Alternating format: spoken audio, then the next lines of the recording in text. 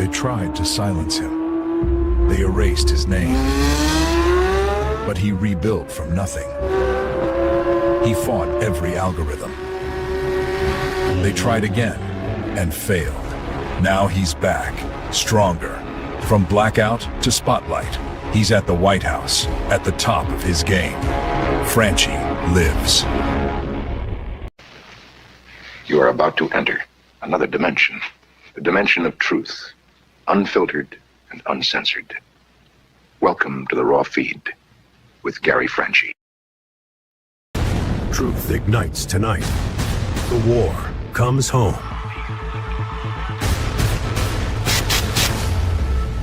The Raw Feed starts now. Welcome to the Raw Feed. I'm Gary Franchi, coming to you live from the heart of America. Unfiltered truth to millions on YouTube. Hit those donation links below. Every contribution powers our gear. Every contribution keeps the party going. Help me help you. Hit those donation links. YouTube channel memberships. Special acknowledgement in the fellowship. Your super chats keep me standing. Your Rumble rants fuel every round. Say hello to super chats. Spread the intel. Every repost extends our reach. Super chats fuel this spectacle. Your Rumble rants give me strength. 24/7 members-only community, behind-the-scenes discussions. Connect with fellow Patriots. My mama always said, life is like sharing the truth. Text this stream to your friends. What if I told you the app is real? Download the Next News Network app. Android users, take the Google Play path. iPhone users, App Store awaits.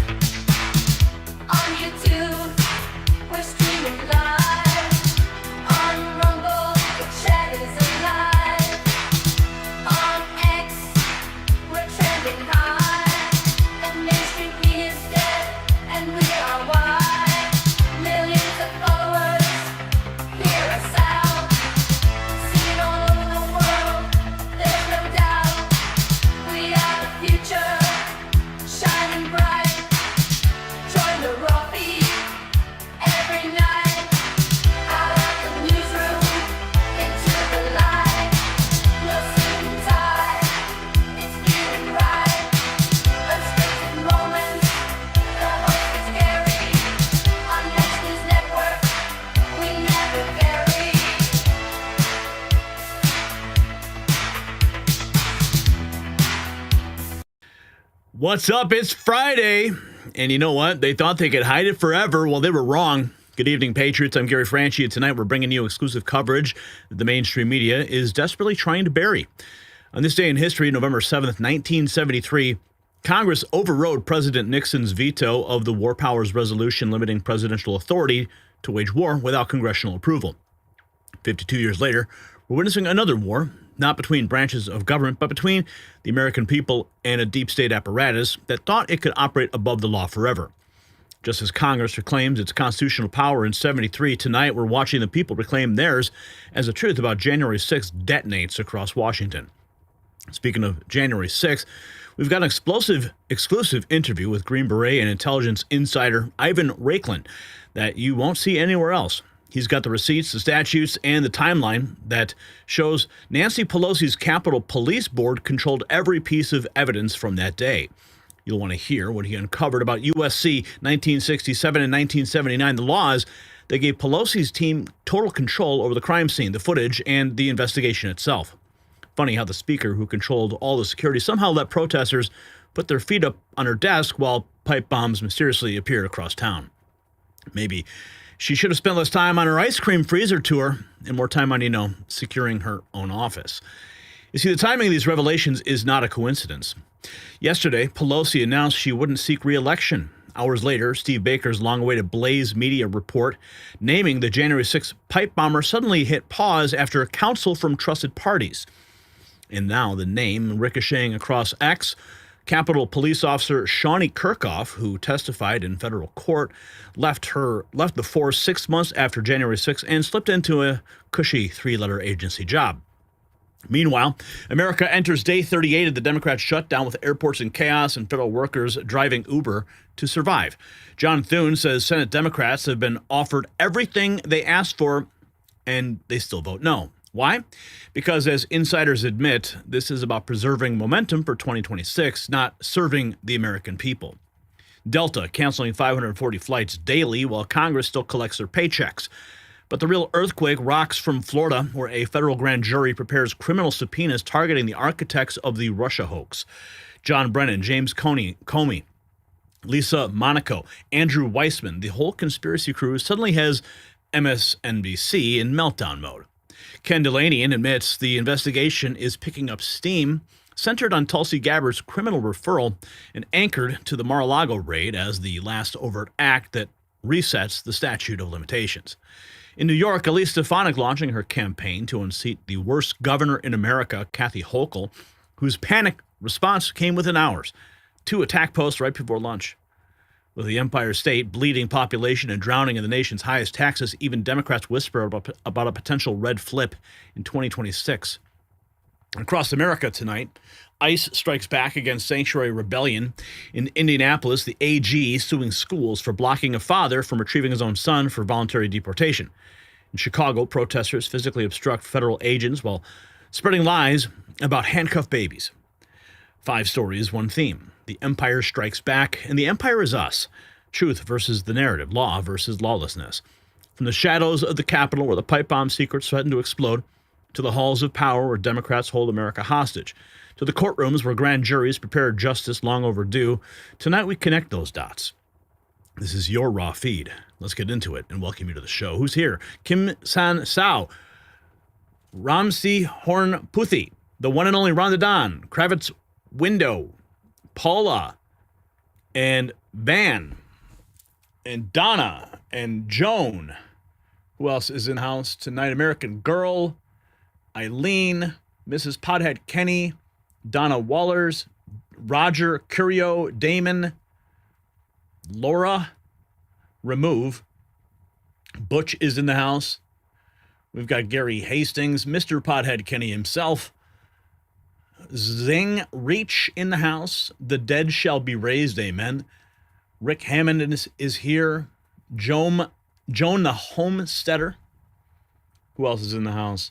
Jolt. Birdie to Tweet. Good to see you. Joe Long. Everyone is filing in on this Friday night. The Awakened One is here. Cinema. RP. New River Troll. Scooby Dragon in Nebraska reporting for duty. And what is also your duty tonight is to help us hit that goal of 100 buckaroos in Super Chats. I think we can do it. We usually do. You guys never fail me. All right, we got to get some big news off the news desk now. Lots of information breaking at this hour. Patriots, what you're about to hear will rewrite everything that you think you knew. Hang on, Brian. I actually had, for some reason, I thought you were going to cue up the interview, but I was wrong. My bad. Let's take that back. Where did I put it? Welcome to the show, guys. We're live, baby. All right. All right. Starting from the top again. Well, look at my hair. It's like, what the hair? Is it this side? Yeah, here we go. Let's fix that little flyaway there. All right. All right, we'll do our best. Whatever. Okay.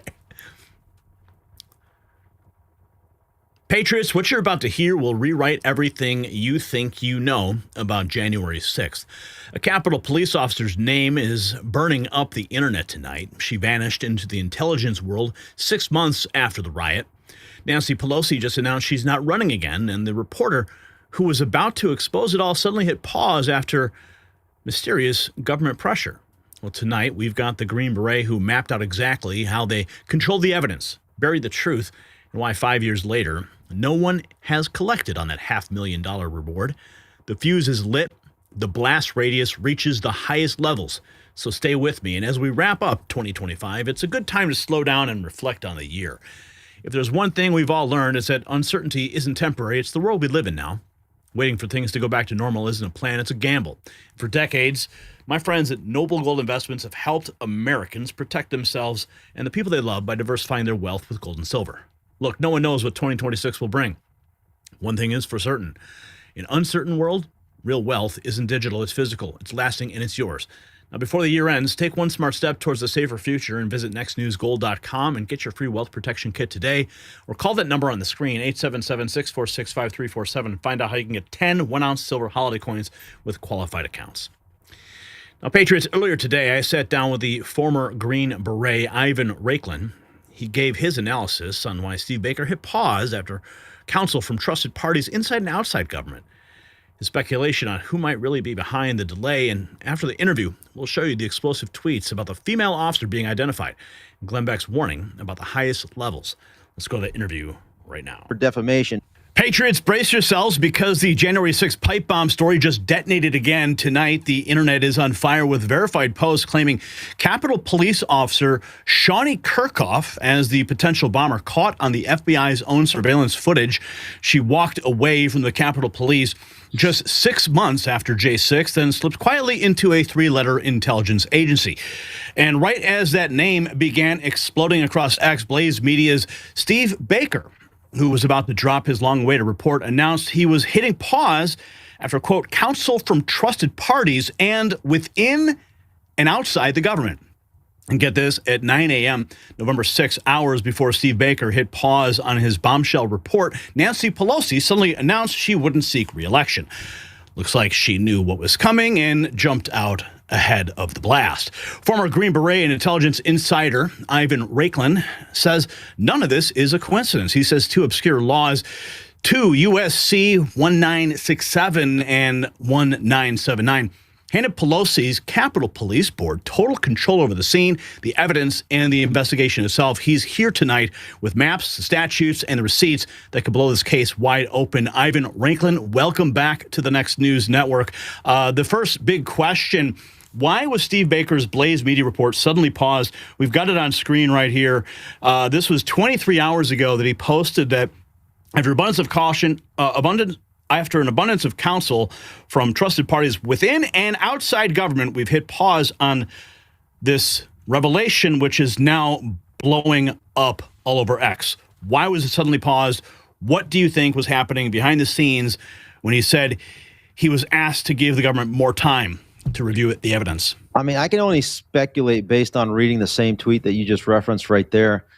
My take would be is that most people are not as courageous and bold as I am in reporting about the truth, and they always have to run it by, especially if you're a bigger media outlet, you're going to run it by your legal counsel. So if they're going to make a bold, I guess, quasi-accusation, I make assessments. So it's pretty much where It's giving an analytic assessment about an event or an individual. So you can't really be sued for defamation. But if you're more of a coward, if you will, and I'm not accusing anybody of being a coward, but most people that don't want to really make a bold maneuver, they run it by their legal counsel, and then it becomes tamped down, and then it gets slow walked and slow rolled. Maybe another reason is because the White House, one of the last things that Steve Baker said, he was going to present it to Susie Wiles. Maybe they didn't like the calendar of the release because politically they were focused on some events down in Florida. They wanted that to outshine any sort of buzz on the internet. And again, this is all speculation, right?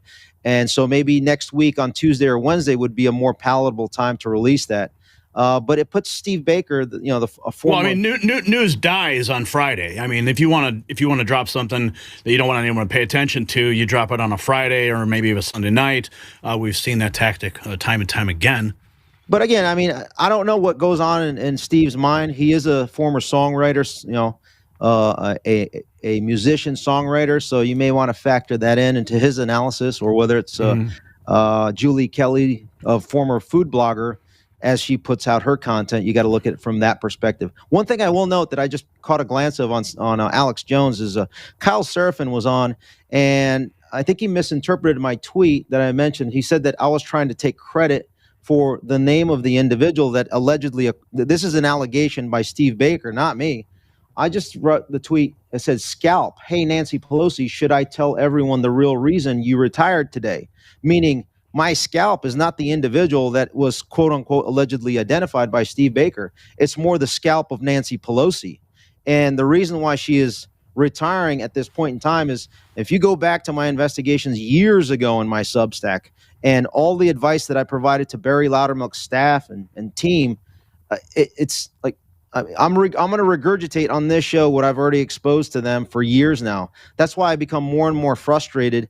And you may think that my rhetoric is more of a being a jerk. It's because I've already expended thousands of hours, many years, watching videos. Steve Baker also, right?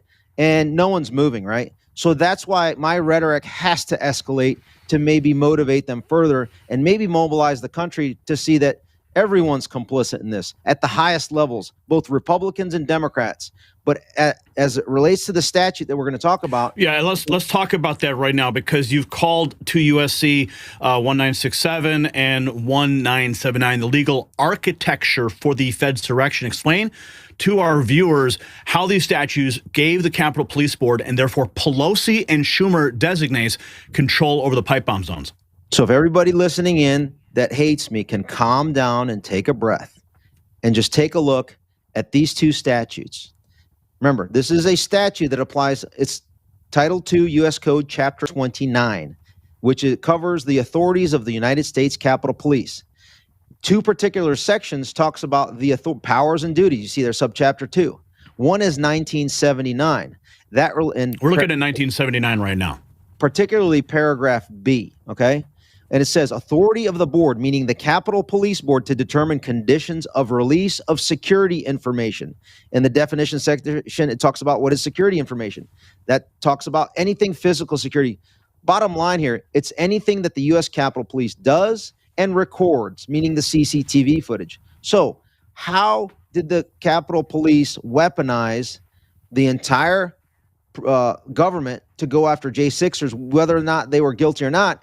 Is that they only released specific video footage over to the DOJ that they needed to support their narrative. And anything that was exculpatory, they would not provide that to the Department of Justice. So by the time it got to the Department of Justice for the further manipulation by Matt Graves and his team at the U.S. Attorney's Office, it was already manipulated in-house by the General Counsel of the U.S. Capitol Police, by the Chief of Capitol, in coordination, collusion with them.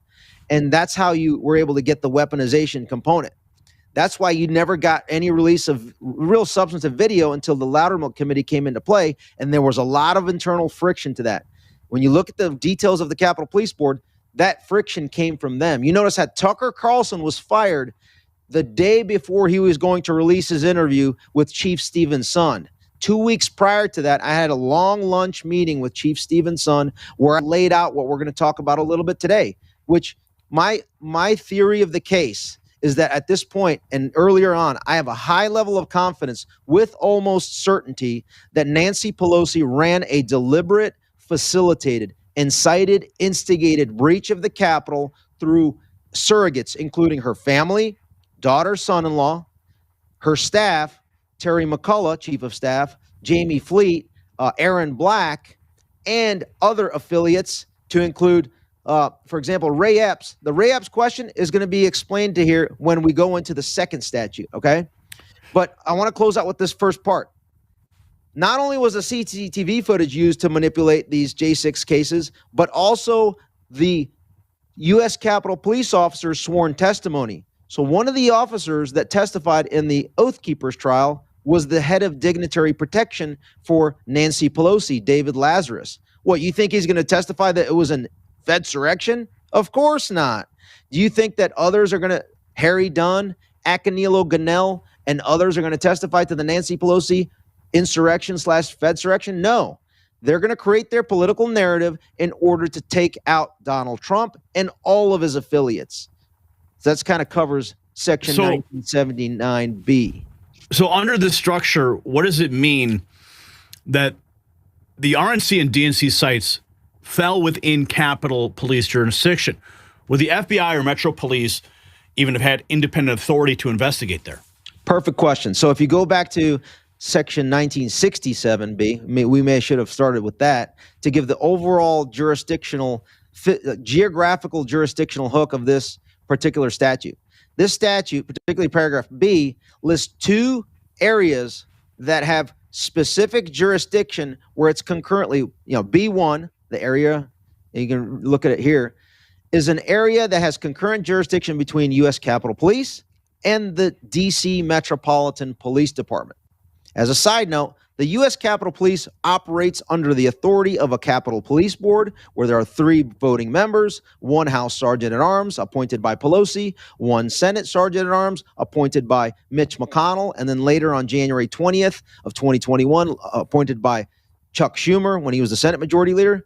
So when you can control those 2 Sergeants-at-Arms, you can literally direct all political weaponization as you deem fit.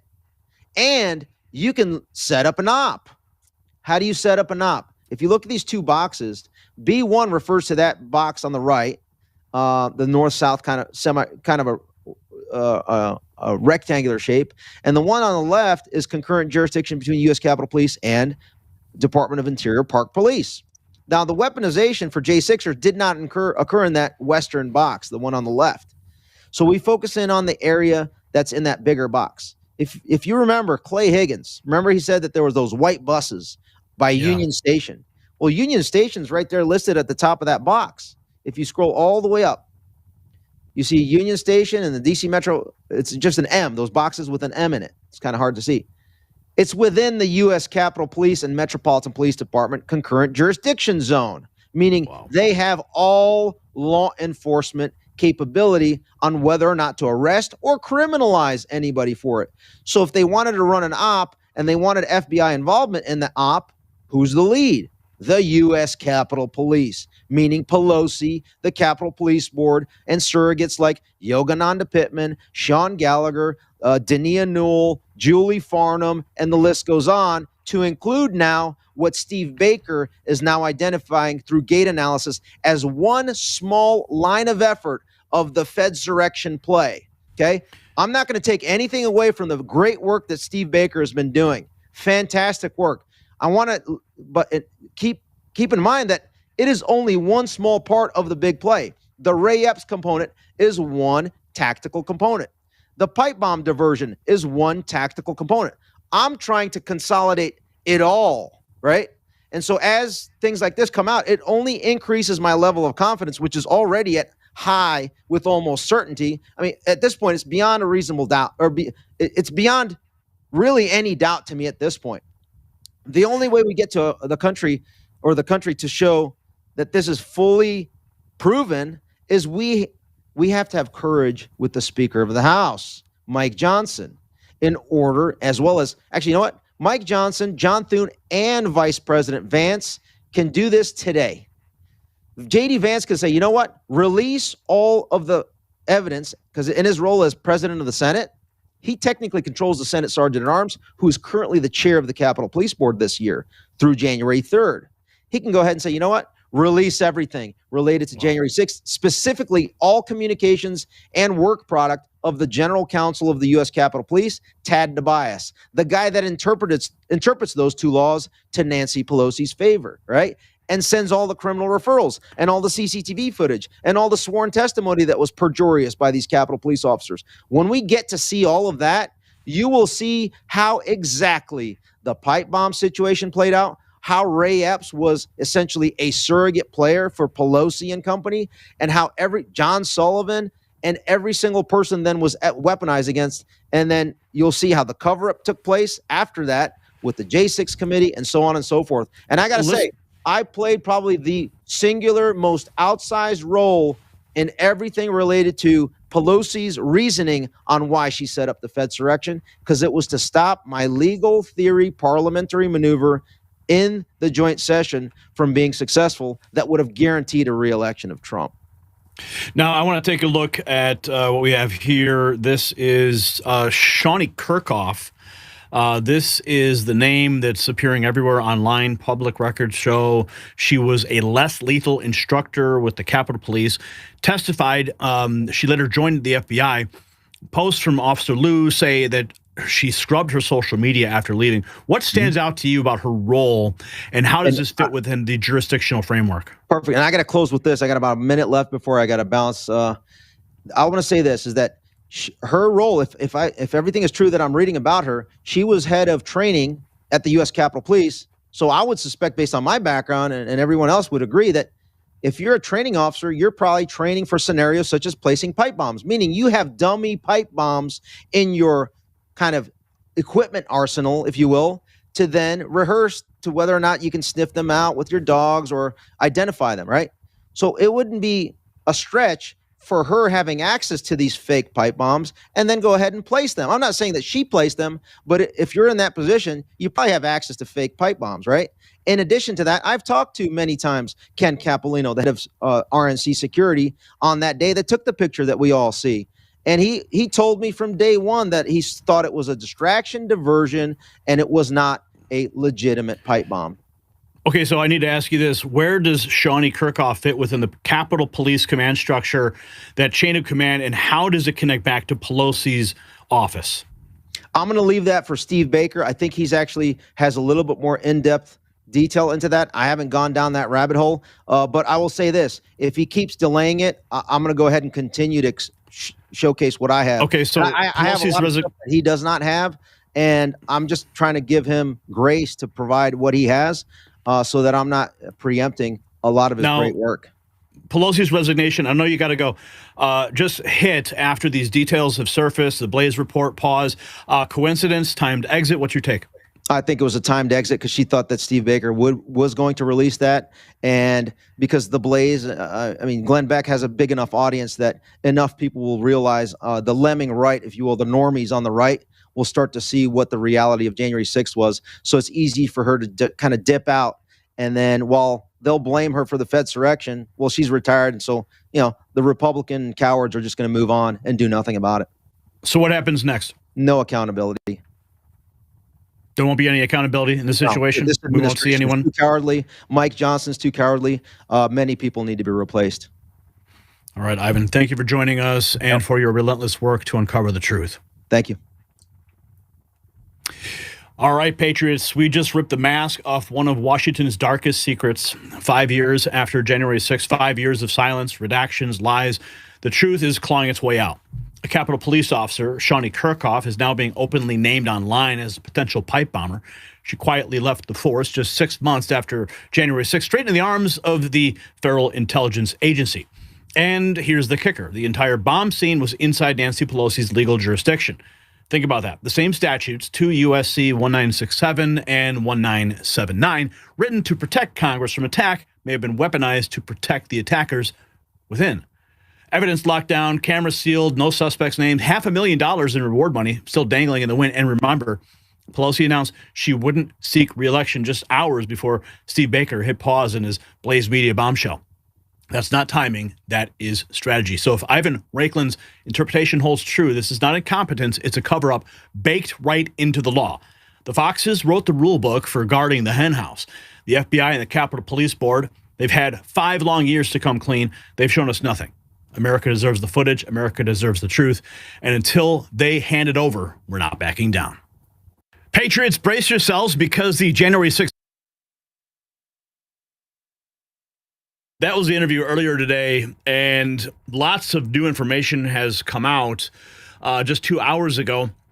This post is circulating. U.S. Pardon Attorney and Director of the DOJ Weaponization Working Group Administration has determined the identity of the J-6 pipe bomber Shauni Kerkhoff, a former Capitol police officer and current intelligence operative.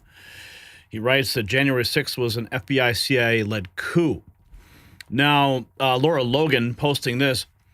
As I said from day one, January 6th was an op against the American people by this nation's domestic enemies and traitors who had to cover up a stolen election. They set the conditions for chaos by not securing the Capitol property, seated the crowd and police with trained agitators to incite violence, then terrorized American families for years. These people are guilty of the highest crimes against the American people. May God have mercy on them. May they face full accountability for the evil that they have done. Now, that's not all. What's interesting is that with respect to the identity here that's claimed by this U.S. Pardon Attorney. Now, I want to make it clear that this person's name has been circulating all day. For example, Officer Lou, less lethal instructor Kerkhoff, departed the Capitol Police roughly 6 months after January 6th colleagues learned she joined a 3-letter federal agency. She promptly scrubbed her social media accounts, numbers, and emails. She was a Capitol police officer during January 6th, told jurors that the estimated 30 to 40 pepper balls she launched didn't affect an individual's behavior. Ivan writing this, he referenced it in the interview. Hey, Nancy Pelosi, should I tell everyone the real reason you retired today? And this is actually the individual who is believed to be stop sexual assault. It's on us to change the way we talk about women. I'm Shauni Kerkhoff, and it's on us to stop sexual assault. I took the pledge, and you can too, at itsonus.org. So you can get your own conclusions from that. Now, this is all over. Ivan's like, I want the $500,000. Women's soccer, Shauni Kerkhoff. And then, so apparently, Mama 45 writes, so apparently this is the J6 pipe bomber, a D.C. police officer. There's a lot here to unpack, but again, I'm going to go to the top. Grok said this after the claim came out from the Welch account, U.S. Pardon Attorney. The claim that Shauni Kerkhoff is the J6 pipe bomber remains an unverified rumor. The FBI continues investigating the unidentified suspect, releasing new footage as recently as 2025 with a $500,000 reward. So, Kylie Jane Kramer, writes, the play is accountability, real accountability, not another DC cover-up. Now the alleged identity of the January 6th pipe bomber, Shauni Kerkhoff, is finally being forced into light. Every single person connected to the operation needs to be exposed and indicted. Let's go check in. There's so much to unpack. Let's check in. Okay, this is Glenn Beck on this situation.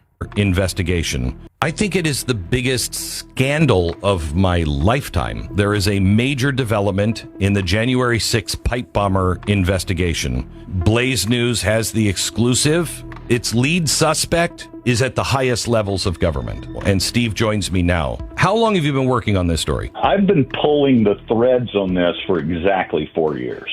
If anybody ever wondered why they made such a big deal out of arresting Steve, this is why. I was so shocked by what I saw, I immediately took it to a source in one of the most important, highest level investigative federal agencies in the country. And I said, you have to see this. After they looked at it for about 2 hours, the response that I got back was, holy F, she's one of us. And when you find out the position This now will implicate so many people at the highest levels. What's your confidence level in this story? I can give you forensic estimates, the analysis of the hoodied bomber on the evening of November 5th compared to the gait analysis of this individual in private life and at work. The actual software hit at a 94% accuracy. Then human analysis from the experts in intelligence is much higher. They looked at it and went, my God, that's it. You've got it. In a world not gone mad, this would be a best-selling book and a major blockbuster movie. When it all comes out, this is going to involve everybody. I mean, this is really bad. Really, really bad. This apparently just has to be done right because of national security, I'm gathering. Is that right? That's correct. And so they've got to take care of things they've got to take care of. Then the story will be released. So that was Glenn Beck. Okay, that was 24 hours ago. That was posted. Now, I'm going to show you the post that was made by Kara Castronova. A credible source told me the January 6th pipe bomber was a female police officer. I have no information to say except I trust the source 100%. The source has spoken to others. They know her identity. I have no choice to put this out to protect myself. This is another video that has been circulating showing the Capitol Hill Club and the alleged pipe bomber walking there and waving to Capitol Police. Isn't that interesting? Here is an image. Now, you saw this during the interview, but this is the image of the pipe bomb. And then this is an image of what training materials look like. If you are not familiar with this imagery, FBI training materials, you got an egg timer, you got the pipes, and it looks identical to what was placed there. And that's what the allegation is that this specific individual was, in fact, somebody who worked with training materials, so would have easy access to these devices.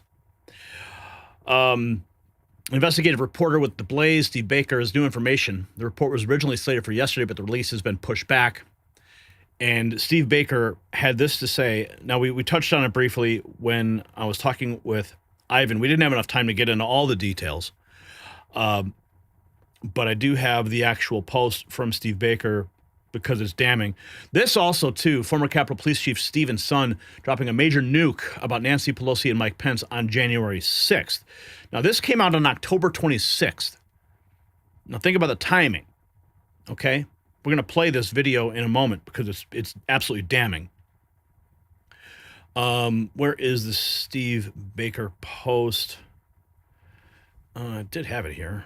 Sometimes these posts don't. Here it is. Okay, so this is the interesting part. After an abundance of counsel from trusted parties within and outside the government, we've hit the pause button so those interested parties can have some more time to look at the J6 pipe bomber evidence. There are things they need to do internally. This is a real story, and when it breaks, it's going to be a huge one. There's a lot of moving parts, but we do need to give them time to do what they need to do. And I know everyone is waiting. Believe me, tensions are running high. There's been a lot of sleepless nights the last 2 weeks, but this is a game changer, and we don't want to do anything to jeopardize that right now. He said he was up at 3 a.m. preparing the video clips for the release on the Glenn Beck program. Contrary to what many complainers will say, this wasn't a hype stunt for views and clicks, and no, the government didn't silence us. Glenn and I both were pretty amped up to put it out this morning, and we were both very disappointed when the decision to postpone was made. The government's investigation, the J6 pipe bomb was going nowhere just 2 weeks ago. Today, I can tell you that has all changed. A bunch of people got pretty spun up yesterday. Hang tight. It's all coming.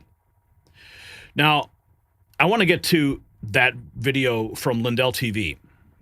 Former Capitol Police Chief, Stephen Son. This connects it with Pelosi and Pence on January 6th. MAGA Storm writes, Pelosi set the whole thing up and forced Son to resign. About 5 o'clock, chewing me out about why I lied to Vice President Pence, why I gave him false information. Let's talk about after the fact, following January 6th. You were ultimately forced to resign. I mean, what happened there? How did that unfold?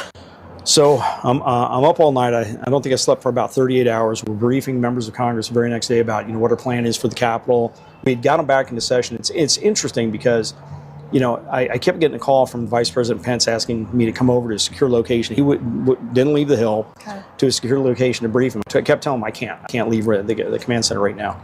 So finally at about 5 o'clock, we started getting things under control. About 5:15, I went ahead and said, I'm going to go ahead and go over and brief him. I notified the 2 Sergeant Arms. I go over and brief him, and he gets Pelosi on the phone. Because my information tells me we can get them back into session at 7 p.m., 7:30 at the latest. He gets Speaker Pelosi on the phone, sets it right on the ledge, like right between us. Briefs her, I brief, as well.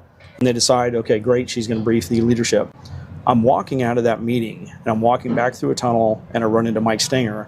He's walking over to brief the Senate, asked me, will you come brief the Senate with me? I said, not a problem, he's my boss. And someone hands up a phone, and it's Speaker Pelosi, and she is mad as can be. She is chewing me out about why I lied to Vice President Pence, why I gave him false information. They're being told they can't get into a session for at least 24 hours. I said, no, ma'am, my information's correct. That's the second time I talked to her, and she hangs up the phone. What? Yeah. So I walk over to the Senate. They end up getting me back on another conference call to brief all of leadership before we go in and brief the Senate. I never did brief the Senate. I actually had to leave to come back to the command center. So there's 3 times I talked to Speaker Pelosi. The next day, we're briefing members of Congress. We're trying to set up a meeting with Speaker Pelosi's office to do a brief there. 1 o'clock in the afternoon, I'm briefing Senator Blunt. I'm in a conference room, and I see my chief of staff step out. She steps back in, and she says, you need to step outside. I got to talk to you real quick. And she notifies me that Speaker Pelosi is getting ready to go on national TV and call for my resignation. Yep, I had enough time to notify my wife. I wasn't even going to go and watch the news press conference. I kind of expected, you knew it was we kind of knew it was coming. Yeah. But my chief of staff and my general counsel said, now let's go in and watch it. And 23 minutes into the press conference, someone asks, about what about the security failures?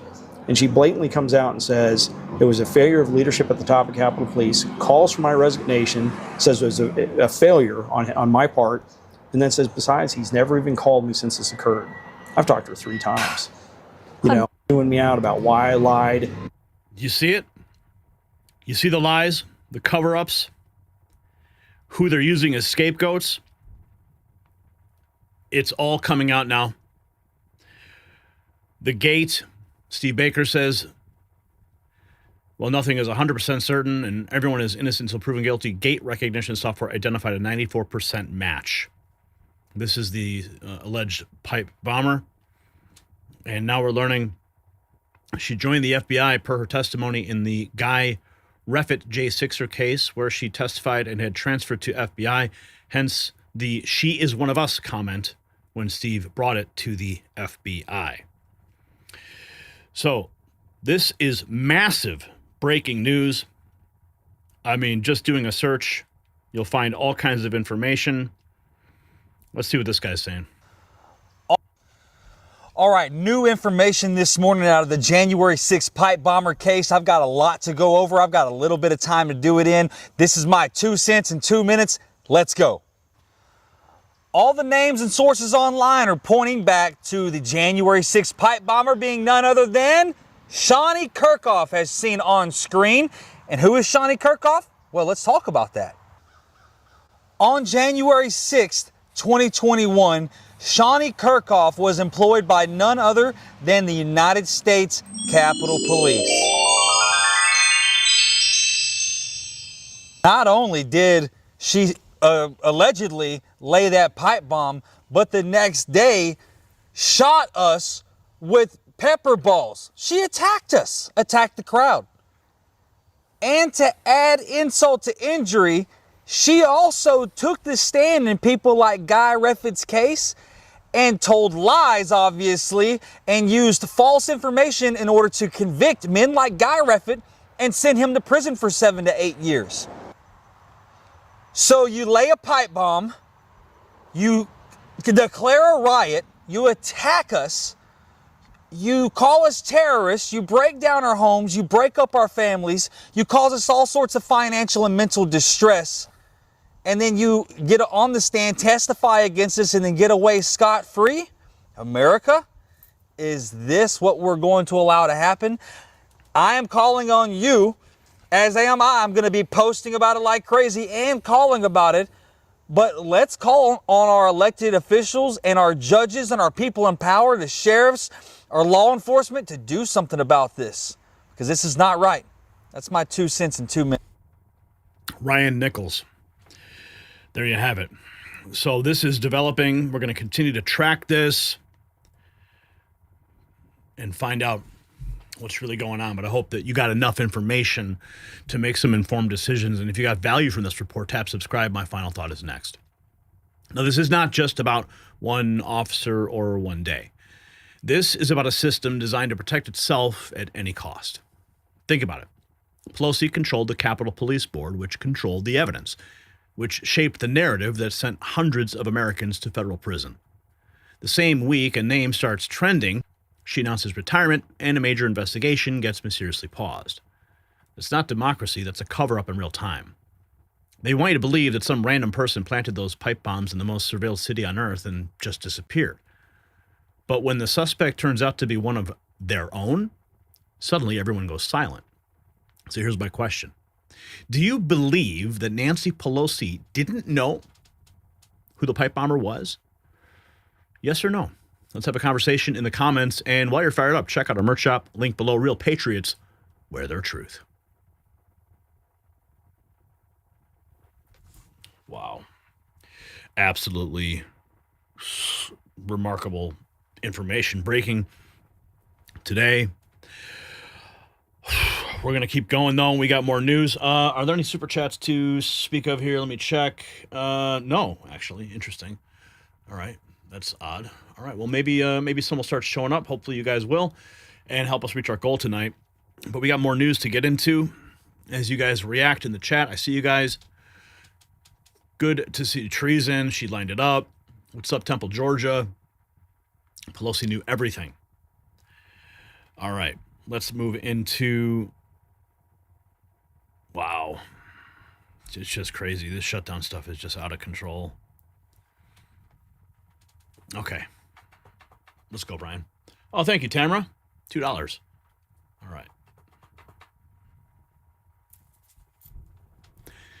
Day 38 and counting. That's how long Democrats have kept our government locked down while federal workers can't feed their families. Air traffic controllers are working without paychecks. Hundreds of flights canceled daily. Travelers stranded coast to coast. And get this. Democrat staffers are actually joking about planes falling from the sky. Meanwhile, the only people still getting paid are the members of Congress who caused this mess.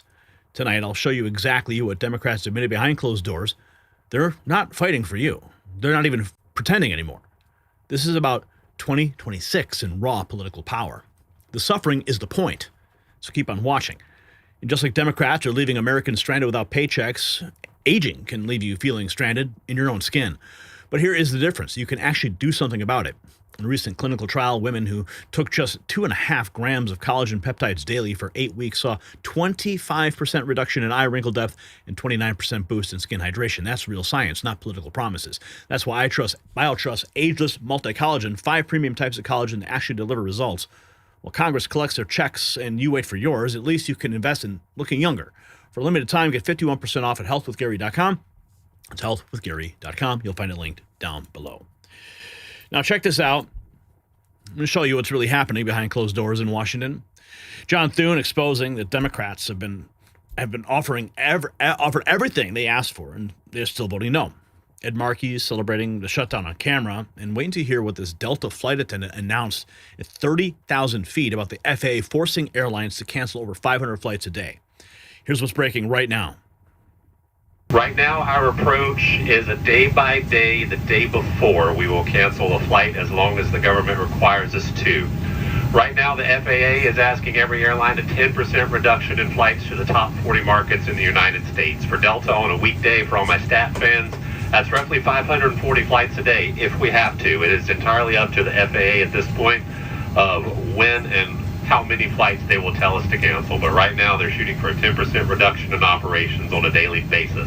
That starts effective tomorrow morning. Right now I can tell you the priority is all international flights. International flights will leave on time and as scheduled. Delta is not messing with those. Those are the priority. The next flights that Delta will focus on not having to cancel are any flights that go through a major Delta hub. So any flight going through Atlanta, New York, Detroit, Minneapolis, Seattle, Salt Lake, LA, those flights are also a priority. Anything else, such as the Delta Connection flight, a flight that does not go through a major hub, all those are fair game to be canceled. Delta will announce a cancellation and let you know the day before, if at all possible. It will offer you rebooking options in the Fly Delta app, or it will offer you a full refund. Imagine hearing that on your flight. Let's continue, because there's a lot to unpack here. 2 hours ago, President Trump posting, "It's time for Republican senators to stop playing games with the radical left Democrats and terminate the filibuster, immediately open our country, and pass great common sense legislation." Even Democrat voters are fed up with Schumer's political games. Here we have John Anthony, who's actually a friend of mine. Look at John on CNN. Love it. Even Democrat voters are fed up with Schumer's political games. Listen to this. Eclectic list. I have a very eclectic listening crowd. I'm even having some Democrats who are coming on, and they're seeing through a lot of the minutia of what's really happening, because they can do the math. They notice that there are 55 votes that are voting, and to open the government, and they don't see a lot of Democrats on that side. And so they're saying, open up the government and open it up now. Chuck Schumer, not Donald Trump. I have a very eclectic Chuck list. Schumer, not Donald Trump. John Anthony on CNN, host of Detroit's Morning Answer. I have been a guest on his show before. Great guy. Senator John Thune has just said the Senate is likely to stay for the weekend to try to reopen the government if Democrats block the vote again. We've given them everything that they have asked for. Eric Doherty says, just nuke the filibuster. Easy. Democrats are openly admitting that prolonging the government shutdown, which is now in its 38th day, is a calculated political strategy to preserve momentum for the 2026 elections, not a fight for the American people. Thune exposing what Democrats have said on the Senate floor. Here's some of the cliff notes from that. I worry it will be hard to get them back off the mat in time for next fall's election cycle. Caving without concessions would sap momentum and undercut base support, political self-sabotage. Day 38, 800,000 federal workers get zero paycheck. Head Start preschools closed. Veterans programming shuttered. Medicare telehealth inaccessible. National Guard training halted. SNAP benefits in jeopardy. Americans going hungry. DOT mandates air travel cuts starting today. Let's listen to some of his remarks on the Senate floor. Party support from its... But in case anyone was still under the impression that Democrats were driving this shutdown toward its 40th day out of concern for the American people, well, the junior Democrat from Connecticut pretty handily dispelled that notion. Again, that's what he said. I worry that it'll be hard to sort of get them back off the mat in time for next fall's election cycle, end quote. And just in case anyone needed any additional testimony, Axios reported on Wednesday, and I quote, a set of post-election talking points circulated among Democratic congressional offices warned caving without concessions would sap Democrats' momentum and undercut the party's support from its base. Democrats throwing Republicans a rope in exchange for nothing would be political self-sabotage, it added. Political self-sabotage, Mr. President. Now, there are two very striking things about these quotes.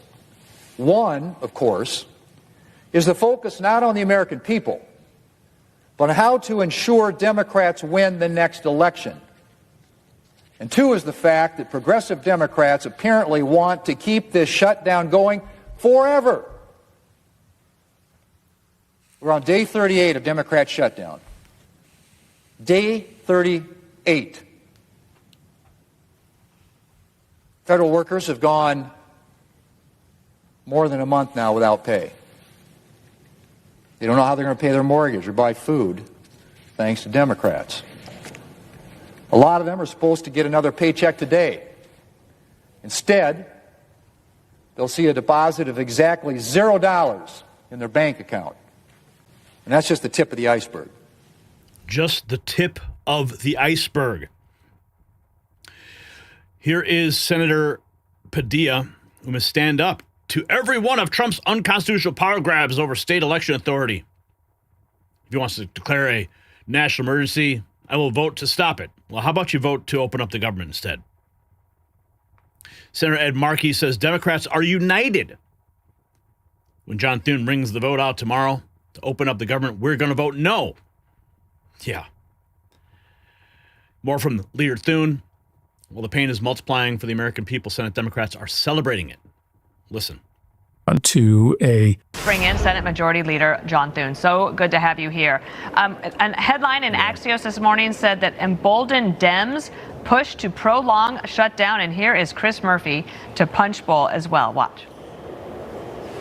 I think there will be some pretty substantial damage done to a Democratic brand that has been rehabilitated if on the heels of an election in which the people told us to keep fighting, we immediately stop fighting. If we surrender without having gotten anything, and we cause a lot of folks in this country who had started to believe in the Democratic Party to retreat again, I worry that it will be hard to sort of get them back up off the mat in time for next fall's election cycle. Well, points for honesty, I guess. But one of the things I'm wondering, Senator, is are we farther away from trying to get this settled today on Friday than we were on Monday?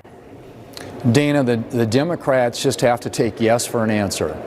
We've given them everything essentially that they were asking for, the reasonable Democrats, not the crazy ones like what you just heard. But they literally yesterday at their Democratic caucus meeting in the Senate had a pep rally. I mean, they are celebrating this. It's insane. And what's happening is the far left, which is the tail wagging the dog, is bullying the reasonable Democrats out of coming to the table. We have a proposal that they have been reviewing and looking at now for several days, mostly with things that they asked for, including a normal appropriations process. We open up the government. They get a vote on their Obamacare fix. They want to sit down, meet with the president on a path forward. He's more than willing to do that. All those things are in play, but they can't take yes for an answer for fear. I mean, these people are scared spitless of their base, and that's what's happening. Yesterday was a bullying session. A bullying session. Continuing on, here's the president 24 hours ago discussing the shutdown. On health, the shutdown is caused by the Democrats, and we're not going to spend $1 trillion or $1.5 trillion on health care for people that came into our country illegally, many of them from prisons and many of them drug dealers and murderers, 11,888 murderers. We're not doing that, so we'll see about that. We shouldn't, they should have, as they've done always in the past, it should have just been extended. It could have been extended very easily, and it should have been. The shutdown is caused by the Democrats. Could have been extended very easily. Here is Vice President Pence. Vice of a Democrat. I said Pence. Oh my goodness. Vance. My bad. Yeah, look, Jackie, it's an absurd ruling because you have a federal judge effectively telling us what we have to do in the midst of a Democrat government shutdown, which what we'd like to do is for the Democrats to open up the government. Of course, then we can fund SNAP, and we can also do a lot of other good things for the American people.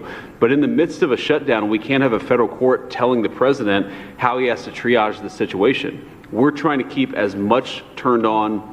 We're trying to keep as much going as possible. The president and the entire administration are working on that, but we're not going to do it under the orders of a federal judge. We're going to do it according to what we think we have to do to comply with the law, of course, but also to actually make the government work for people in the midst of the Democrat government shutdown. If they would like to end this, we would welcome working with them to end this government shutdown, and then we wouldn't have to triage what we're going to fund and what we're not going to fund. And the last thing that I'll say is the American people are unfortunately about to start suffering some very real consequences because of the shutdown.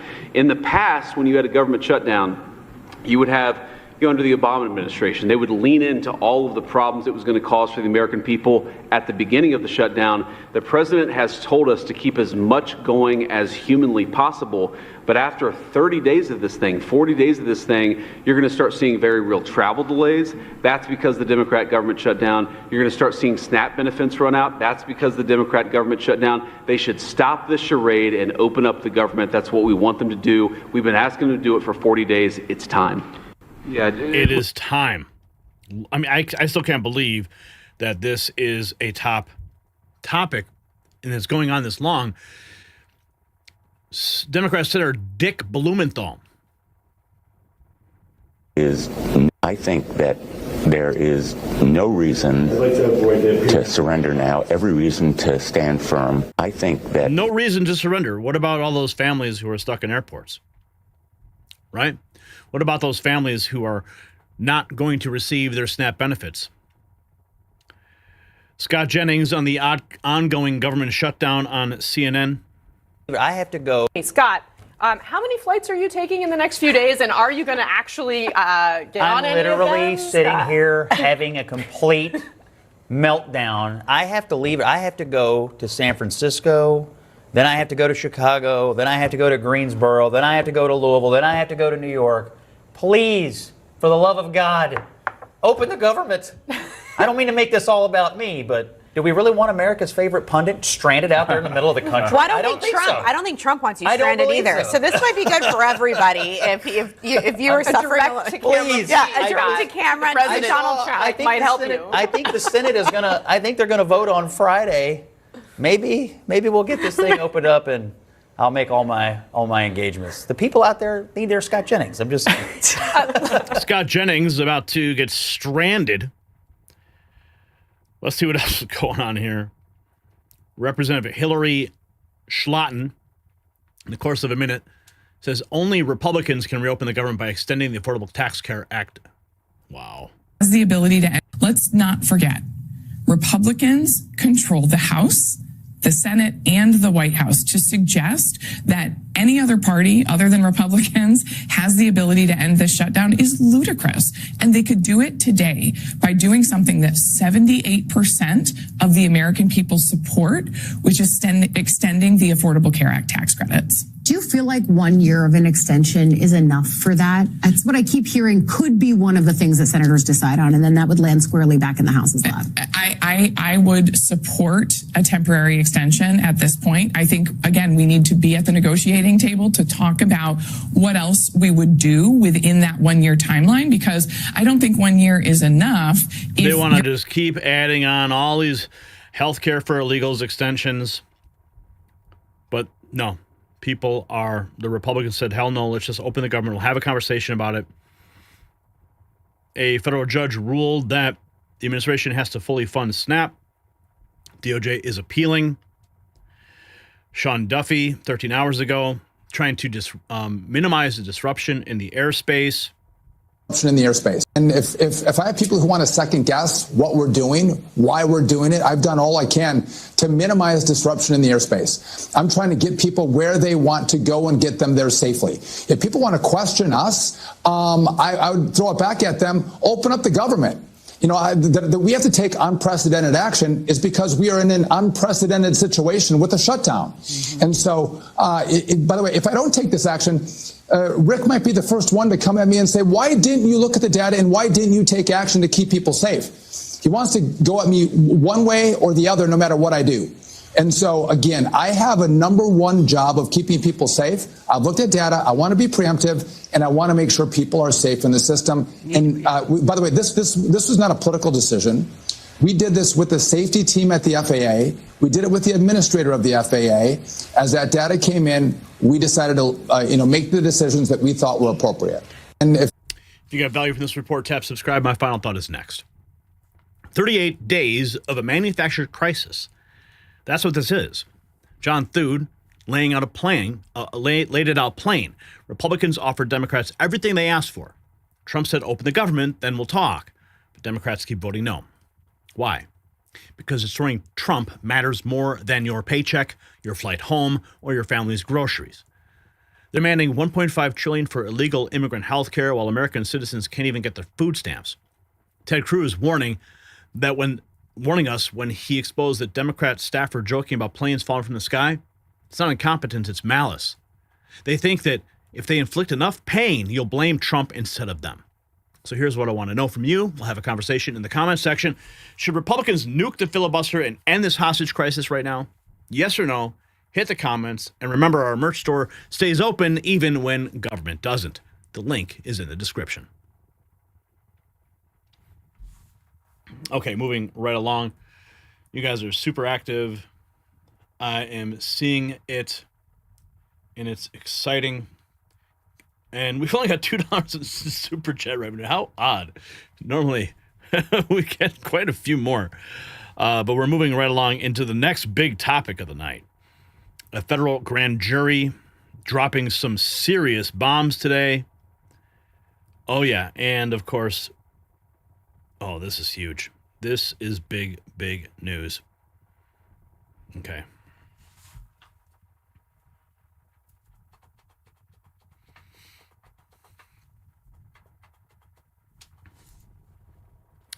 They thought they buried it forever. They were dead wrong. A Florida grand jury is loading up subpoenas with names that should terrify the deep state.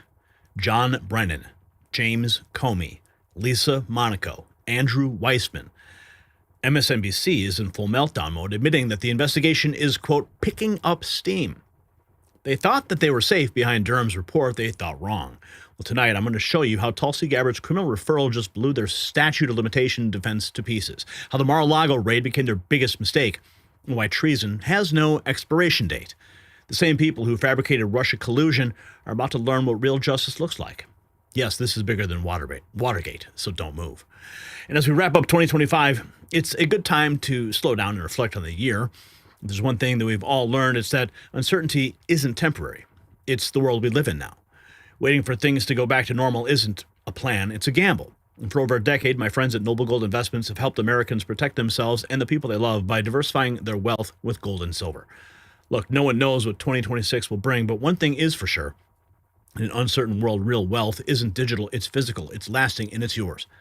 Before the year ends, take one smart step towards a safer future. Visit nextnewsgold.com and get your free wealth protection kit today. The link is in the description, or you can call that number 877-646-5347 and find out how you can get 10 1-ounce silver holiday coins with qualified accounts. So this just in, mass panic erupting in the deep state circles. CNN reports devastating news. Dozens of subpoenas are going out to people in the intelligence world going back to 2017.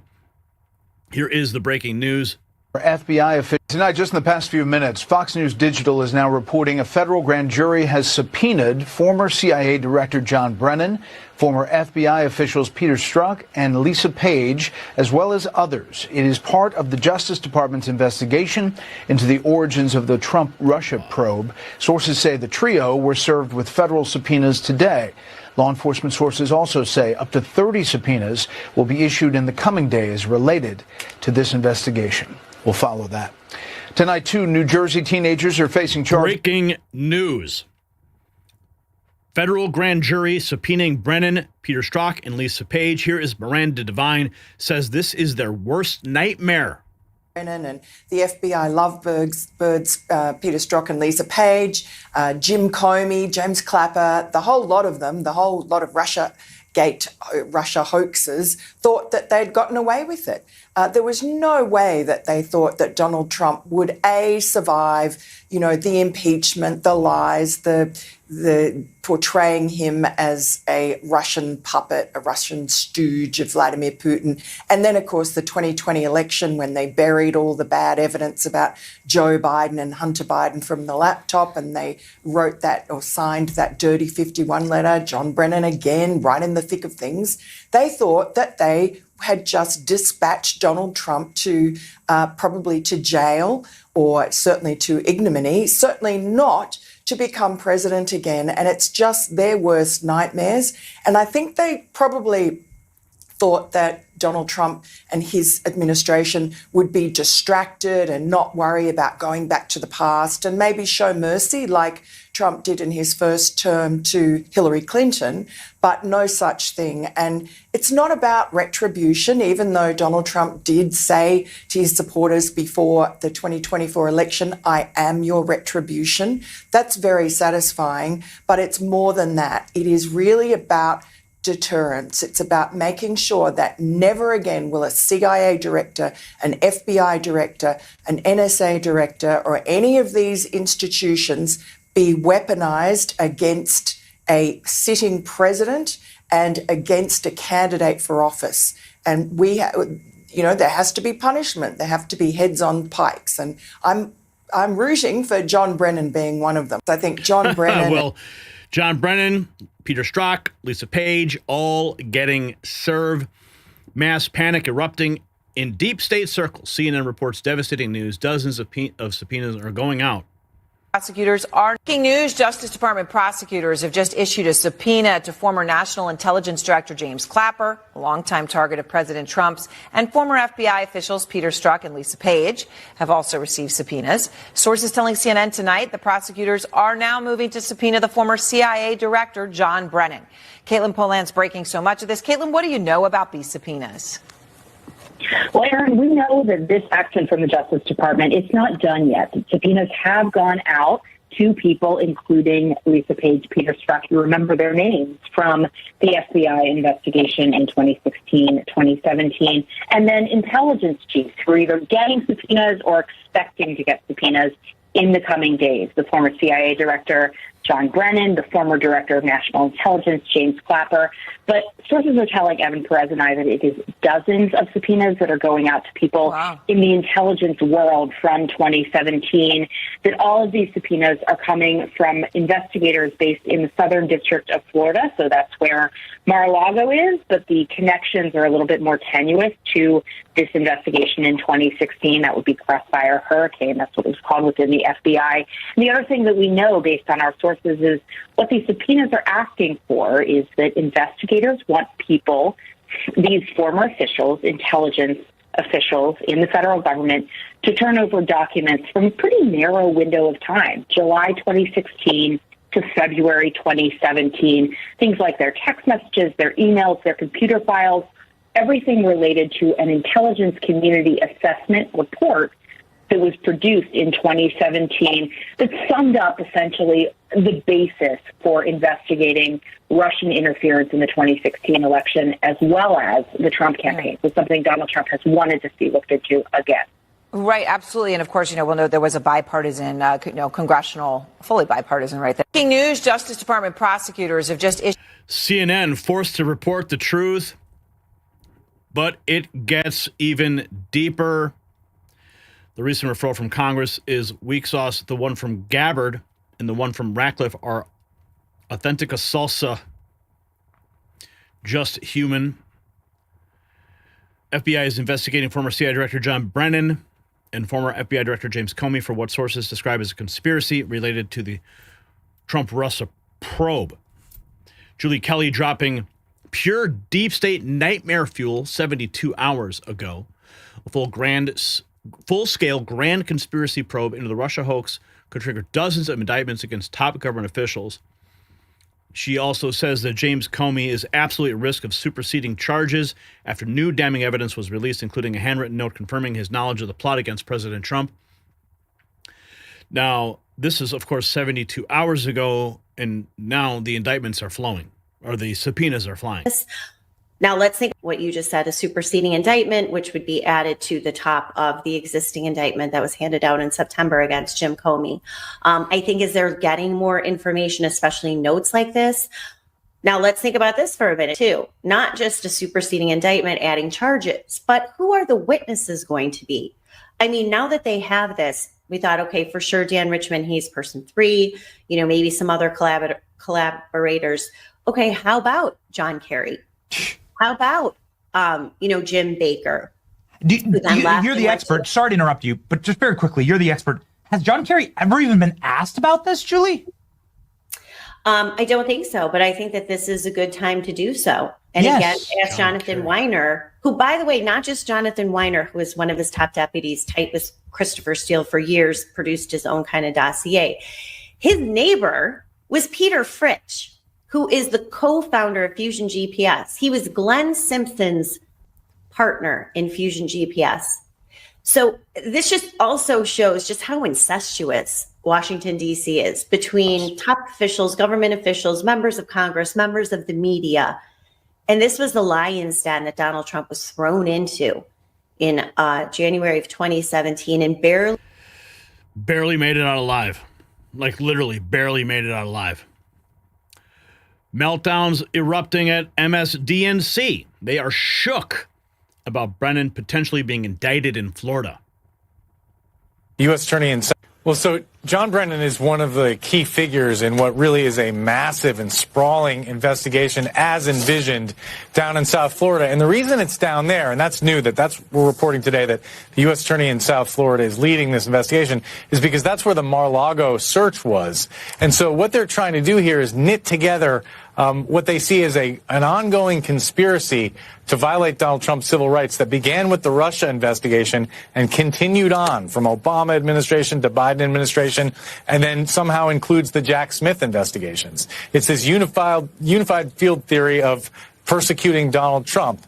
And John Brennan, of course, was a central figure in the preparation of that 2017 assessment into Russian election interference. And of course, the FBI's Crossfire Hurricane investigation figures into that. How this all shakes out, Katie, is anyone's guess, because we've not seen any evidence connecting any of these things, let alone any wrongdoing. And in point of fact, as you well know, John Durham, the special counsel appointed in the Trump administration, looked exhaustively, particularly at the Russian interference assessment and at the FBI's Crossfire Hurricane investigation, and found no criminal wrongdoing by John Brennan or any other major figure. But he didn't have all the evidence. That's the thing. They hid it all. The Justice Department is trying to take another crack at this, as we understand. Lisa? Oh, yes. The hunters have become the hunted. It's all coming out now. The grand conspiracy against President Trump. It finally dawns on MSNBC, which employs former CIA Director John Brennan. Because he keeps talking, he keeps bringing the conspiracy forward. There's no statute of limitations on the ongoing conspiracy. Let's listen. More than, of course, there's the theory of an ongoing conspiracy. A statute of limitations for a conspiracy that keeps going and is sort of continuing in nature runs for 5 years from the last overt act that somebody took to basically execute on that conspiracy or agreement to do something in violation of the law. Again, John Brennan left government more than 5 years ago, but the theory could be that as he has continued to talk, even in his capacity as an analyst, he might be doing something that they would consider criminal. But of course, there's the theory of an ongoing... As he continues to talk, he took that cushy job at MSDNC, and now his own words are coming back to bite him. The Department of Justice and the DOJ investigation of the origins of the Russiagate probe, often referred to as the Russiagate hoax, tied to Donald Trump and Russian election interference, proceeding to a grand jury. Which is now going... Hey guys, Paul Morrow here for the Ops Desk. Still up on vacation in Maine, but I want to do a quick video regarding something that's breaking news and hasn't really hit the mainstream yet, but I think it's gonna. Reportedly, the investigation into John Brennan, James Comey, potentially Hillary Clinton, even potentially Barack Obama, that DOJ investigation, which is now going to a grand jury, has achieved venue in South Florida. Now, that sounds very lawyerly, but what does it mean?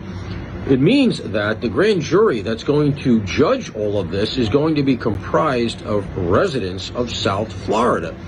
Now, the more obvious venue at the federal level here, everybody assumed was likely going to be Washington, D.C., or maybe New York, where Trump had the residence in Trump Tower, or maybe the Eastern District of Virginia, all having to do with where the activities of various members of the federal agencies that are accused here were actually taking place.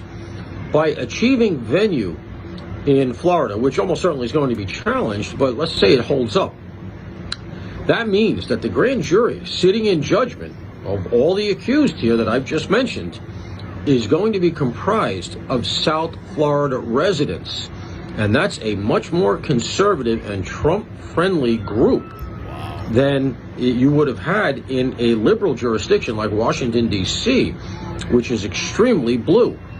And that means that there's a very good chance we're going to get indictments, which means there's a very good chance if it ever went to trial, you could get convictions, which means you could get flips because people don't want to get convicted and go to jail.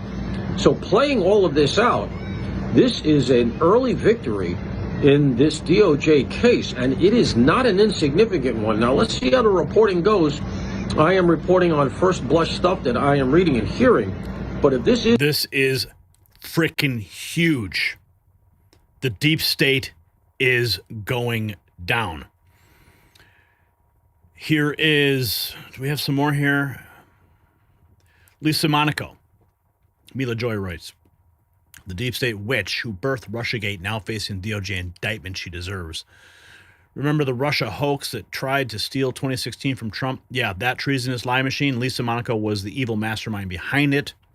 She writes, as Obama's national security puppet, she cooked up the fake dossier dirt, weaponized the FBI to spy on Americans, unleashed hell on patriots, all to crown Hillary Queen. Comey Brennan, they were her lapdogs in the swamp orgy of corruption.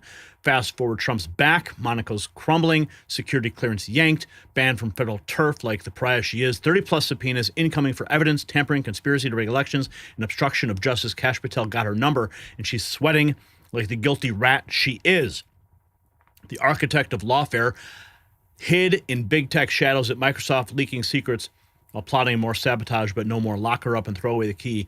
Justice for the hoax victim starts with her head on a pike.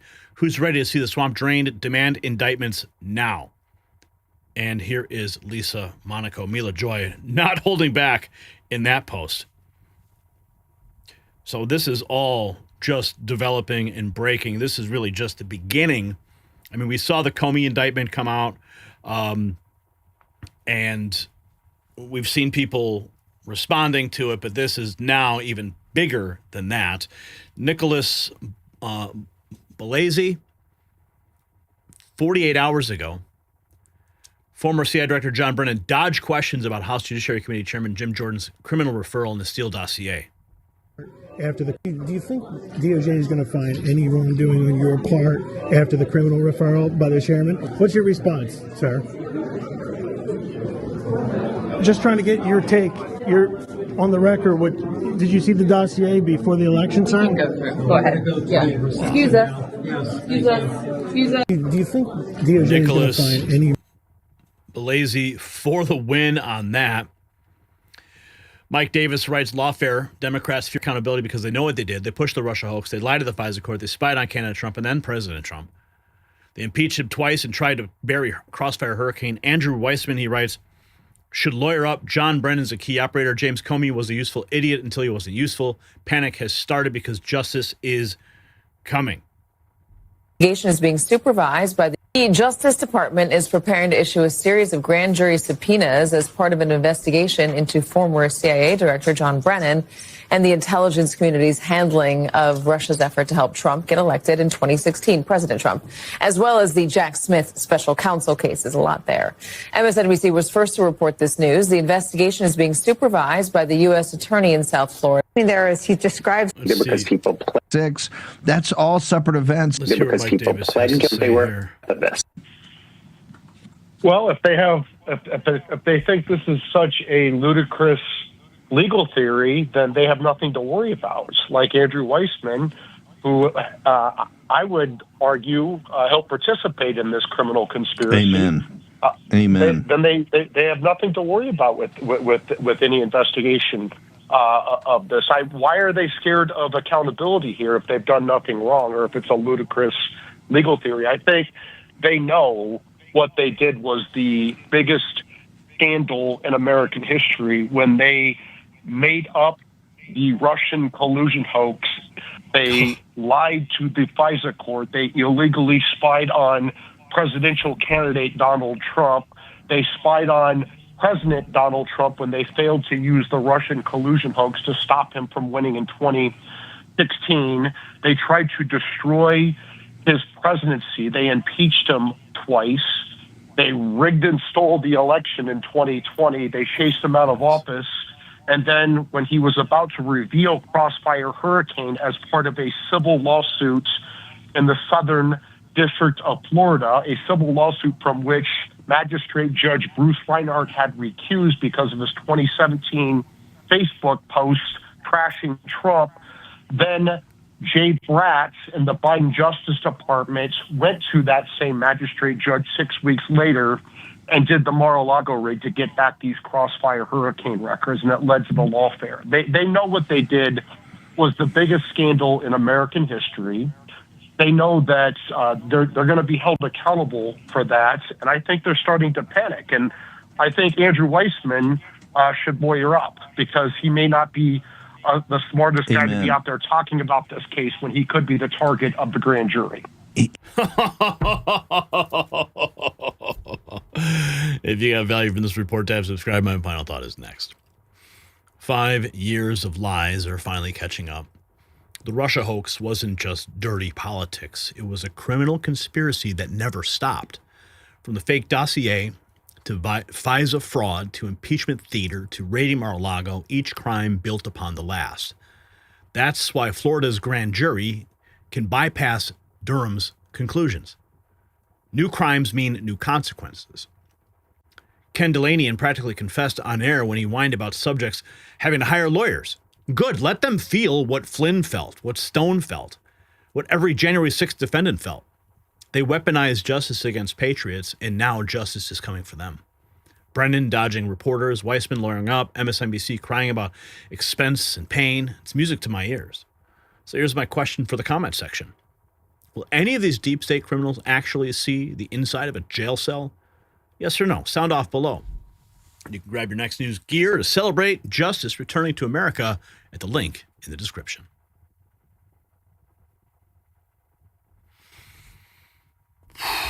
Yeah, this is huge. Nice way to end the week, huh? And it looks like we've got some super chats that have come in. So Tamara kicked it off with $2. Thank you, Tamara. And then she also gifted a membership to Lawanda. Anna Russell dropping $10. Thank you, Anna. And then Michelle Roderick dropping $9.99. Thanks, Gary. I love this crowd. And Curio23 writes, I'm back 6 weeks post cervical surgery. More dad jokes. Karate is just an aggressive way of making people smell your feet. The dad jokes are coming in hot tonight. All right. Let's find out what's going on in New York. The fallout continues from the Mondami catastrophe, but there may be a solution on the horizon. All right, let's take a look at this.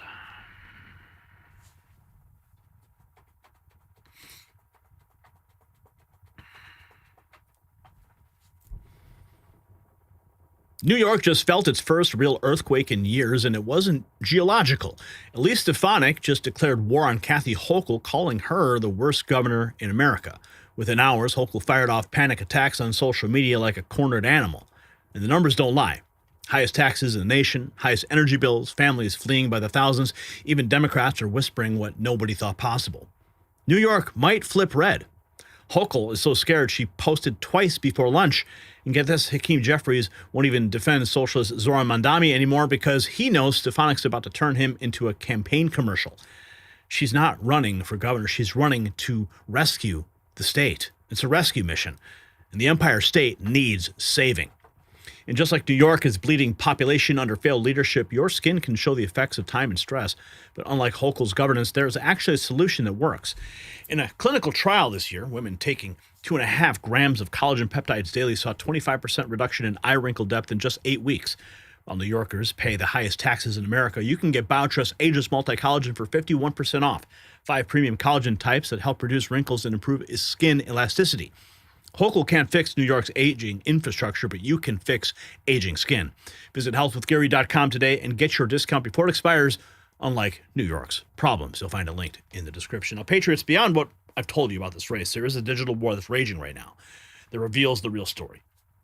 Political operatives are posting screenshots of donor meetings where big money Democrats are questioning Hochul's viability. We're seeing leaked internal memos about emergency strategy sessions and union leaders who backed Democrats for decades suddenly going silent when asked about endorsements.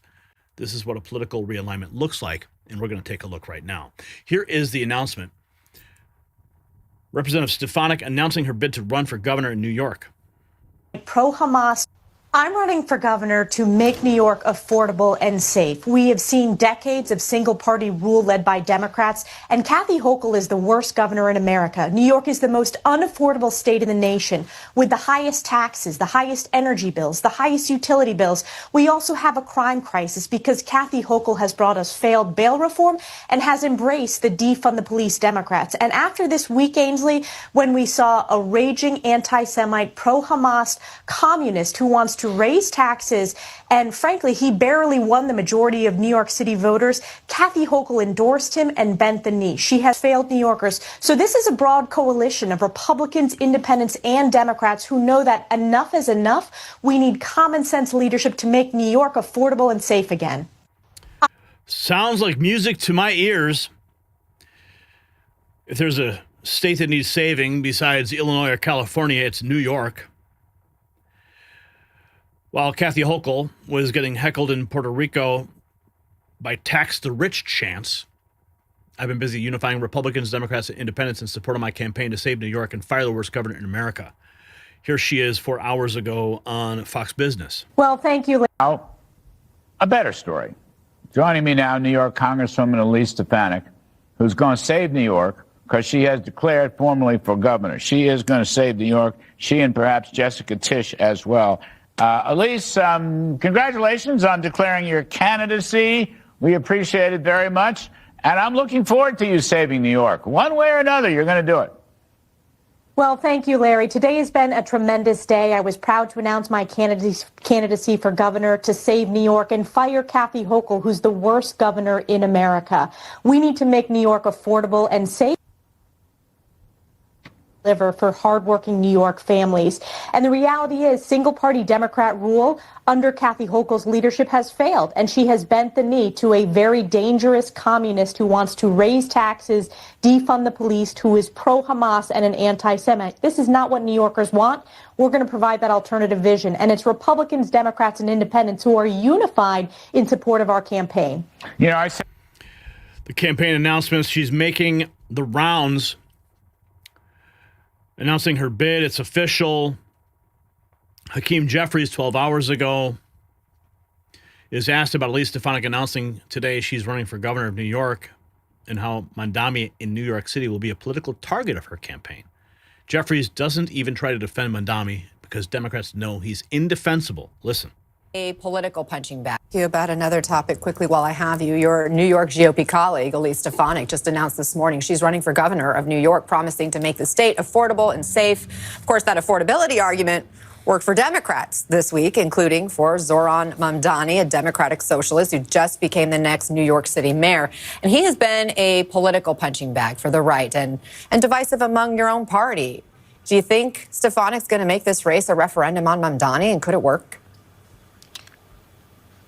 You know, Elise Stefanik is nothing more than a handmaiden for Donald Trump's extreme policies. She's a sycophant who has been a repeated rubber stamp for Donald Trump's extreme agenda that is doing nothing but hurting the people of New York and everyday Americans across the country. If Elise Stefanik really wants to do something about the high cost of living, she should tell her boss, Donald Trump, to end these reckless tariffs, which are increasing costs by thousands of dollars per year on New York families and on families across America.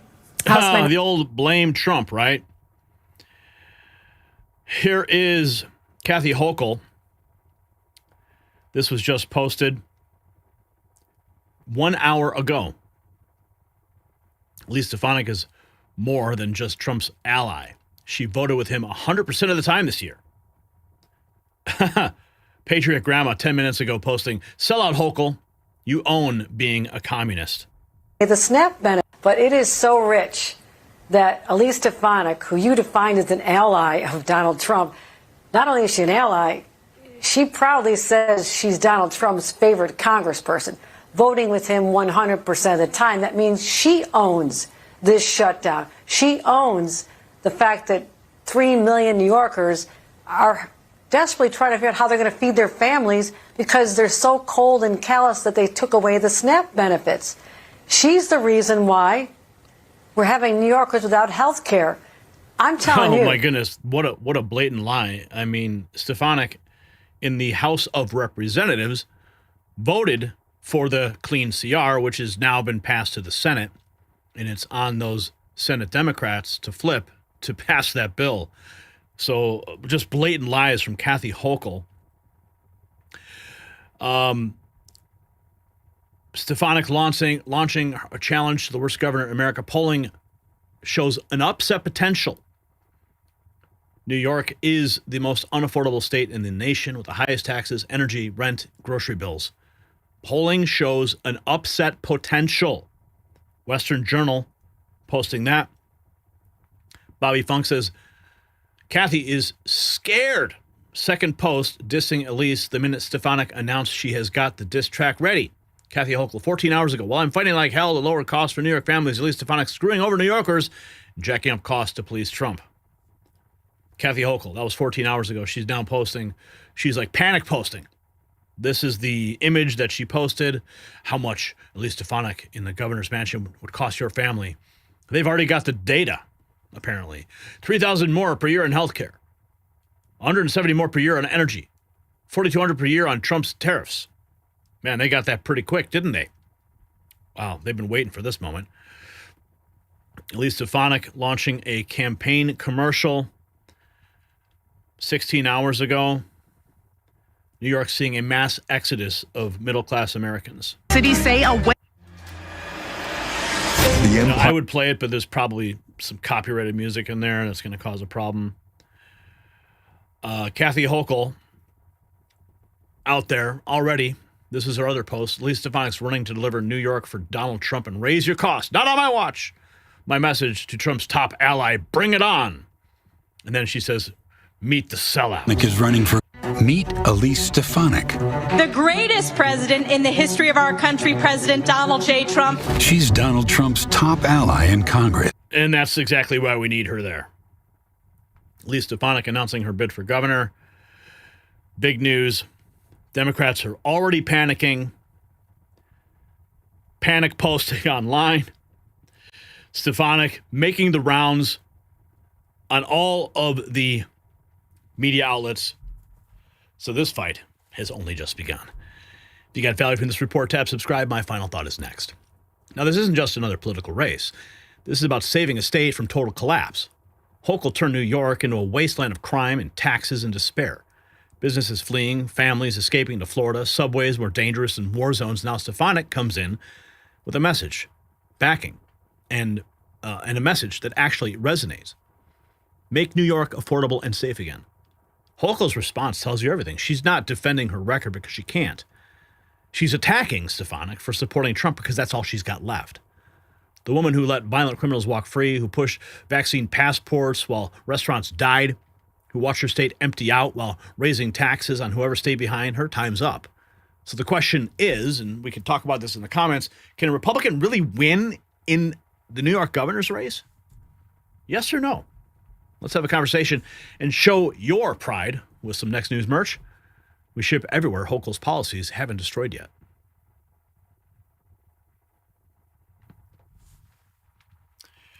All right. A little bit of a shorter segment for you, but high impact. Just like we got these super chats that come through.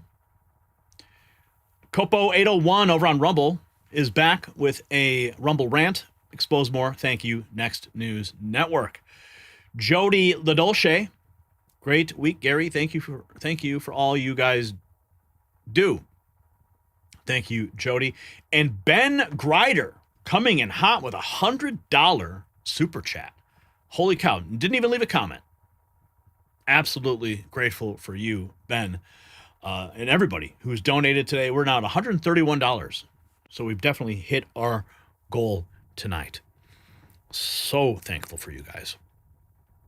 All right. We got to check in with what's going on with ICE and the protesters and the latest strike on the cartels and the war for the border.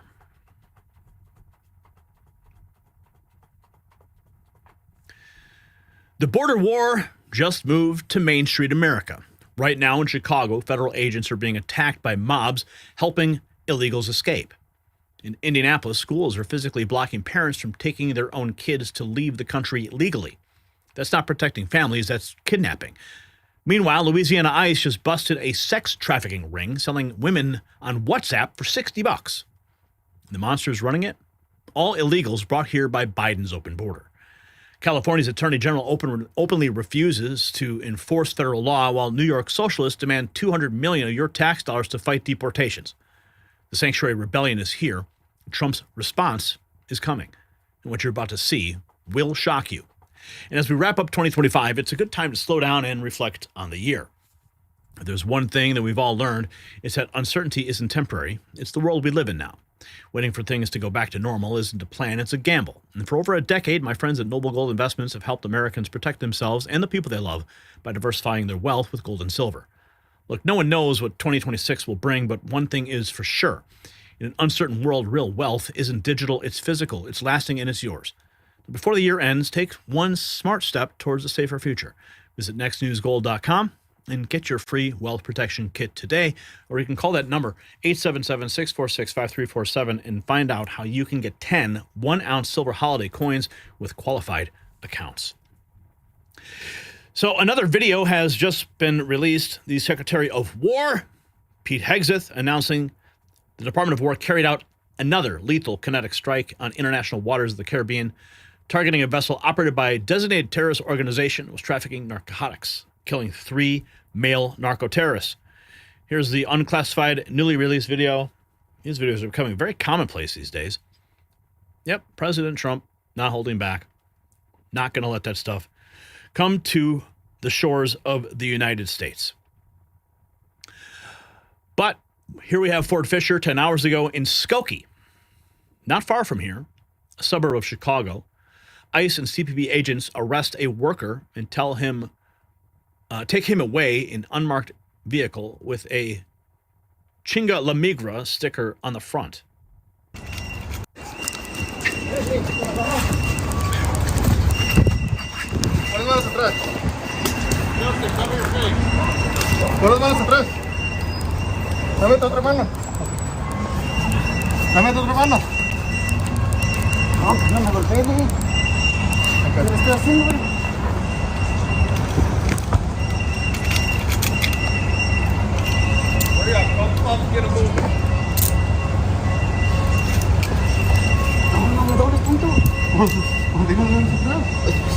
¿Qué está haciendo?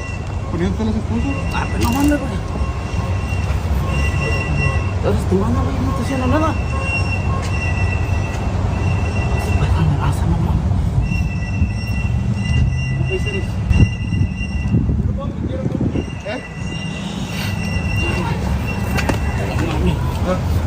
The site becoming all very familiar.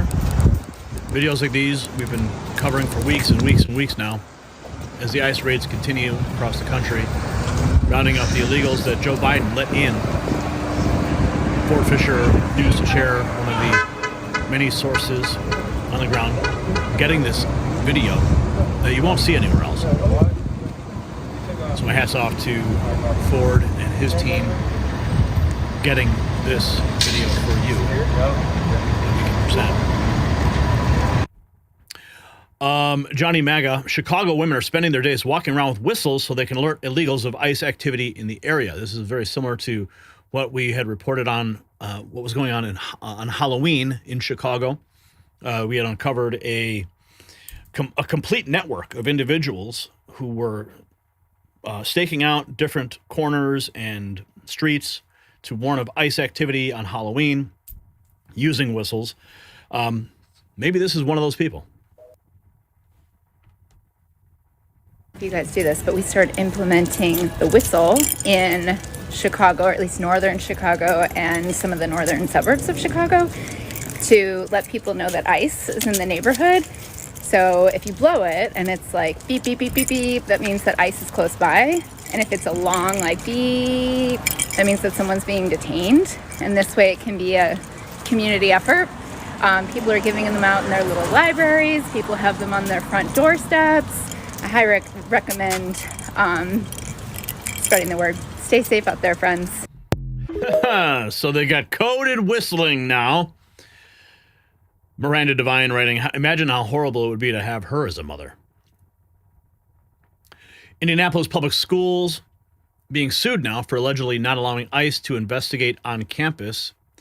IPS sued for allegedly thwarting ICE efforts on school grounds. The Indiana Attorney General suing the woke school district that tried to prevent illegal alien from self-deporting with his child. An illegal alien from Honduras decided earlier this year to voluntarily deport so he could one day apply to return to the U.S. legally, AG Rokita claimed.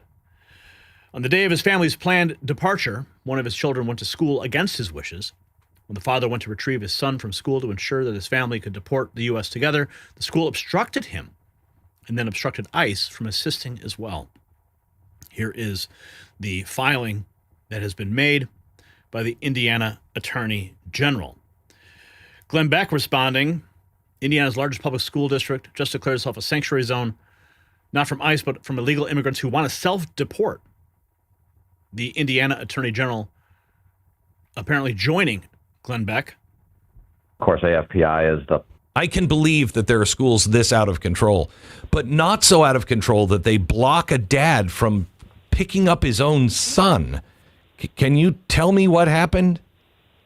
Yeah, I sure can. And I'm sure glad to have Leanne with us on this lawsuit. You know, of course, AFPI is the a policy arm, policy more than a think tank, an action tank that's associated with the policies of President Trump. So we couldn't be more grateful. But what happened here, think about this. Remember Kristi Noem had the voluntary deportation opportunity. Now, this is an opportunity that's been in statute before Kristi Noem, before President Trump, but it's never really been utilized as much as this administration has. And so this father, recognizing that he was not in compliance with the law, decided to say, you know what, I'm going to take advantage of this opportunity so I can maybe come back the right way one day. Wow. Need to go get my son at school, and went to the school to try to get his kid, and the school obstructed him and then obstructed ICE from assisting as well. So the lawsuit's not just about that. It's about a whole string of policies that we've uncovered, Glenn, that this school system and probably others around the country have in place that keep these kids and keep ICE from doing their job. Wow. There you have it. Indiana public school. 3 illegal aliens from Honduras arrested and federally indicted for running a sex trafficking ring in Baton Rouge. Women were kidnapped and sold for $40 to $60 on WhatsApp. All 3 of these monsters were imported by the Biden-Harris administration.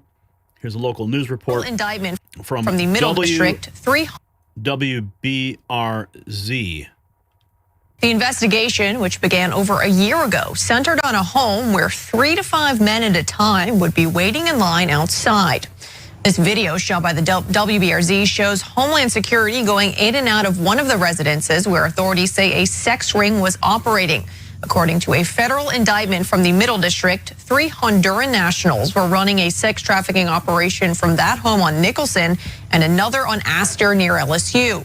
Zaira Lopez Oliva, Jesus Lopez, Kirsis Castellanos Carrington were all indicted this afternoon. Homeland Security began investigating in August of last year and were finally able to make arrests last month after a sting operation confirmed what was going on inside. The indictment says the clientele were given a menu of available women through WhatsApp with prices, usually paying $40 to $60. Some of those women were trafficked from Houston and New Jersey. The investigation, which began over a year ago, centered... That's why we need ICE rounding up these scumbags. During an active ICE operation, anti-ICE protesters interfered with federal officers and helped an illegal alien escape custody on foot. That is a crime and a clear violation of federal law. Anyone who obstructs a lawful arrest will face prosecution and be held fully accountable. Where is this? Look at this. No way! Whoa! He just got little on him. Oh! Oh! Oh! Oh!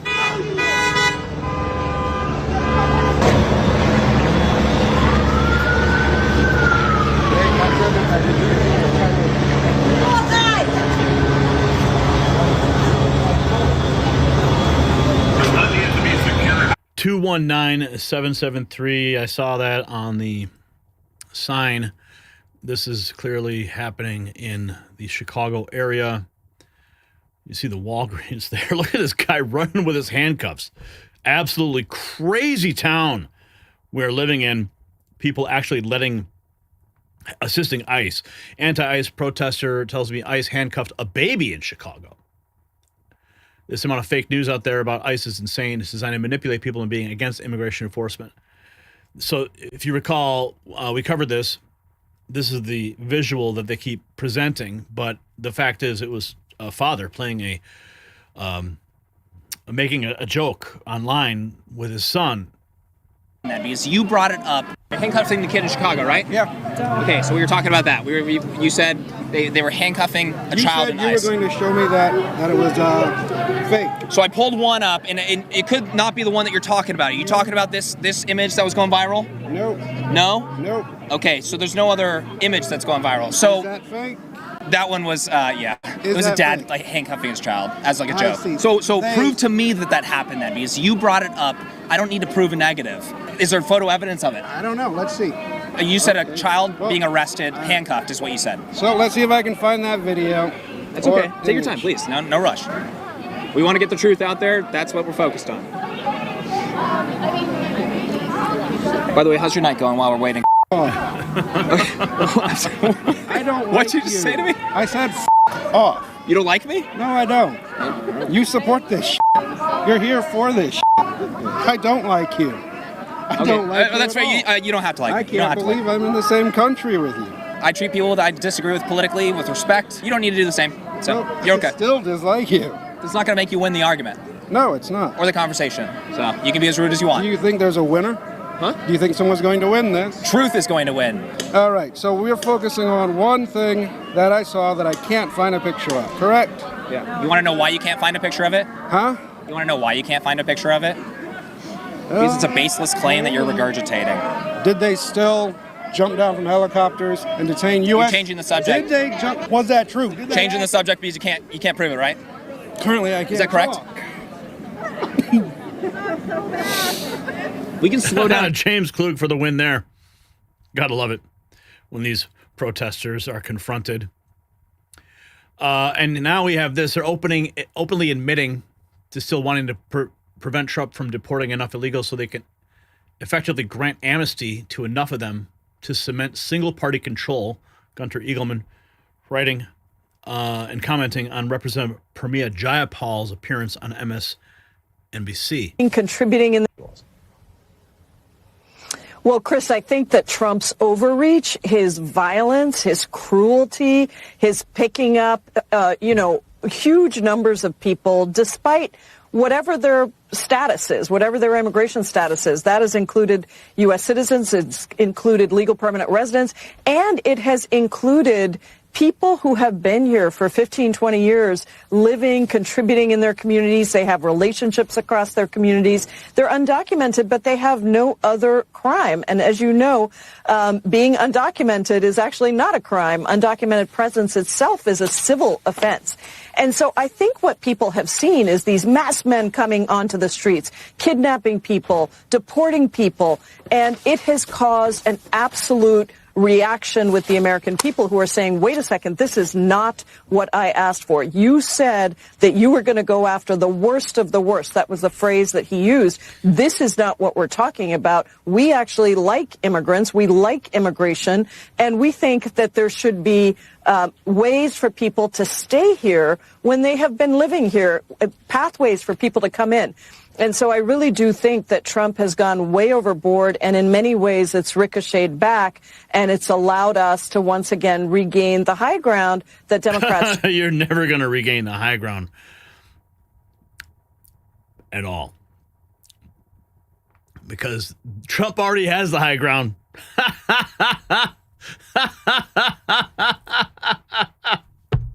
If you got value for this report, tab, subscribe. My final thought is next.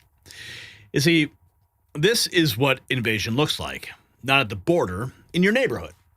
When schools can kidnap children to stop legal deportation. When protesters can assault federal agents without consequences. When sex traffickers operate openly because cities protect them. Cross the line from policy disagreement into open rebellion. The Indiana Attorney General gets it. He's suing. He's fighting. He's showing every red state how to push back. But blue state politicians like Rob Bonta and Tiffany Caban, they are choosing criminals over citizens, cartels over communities.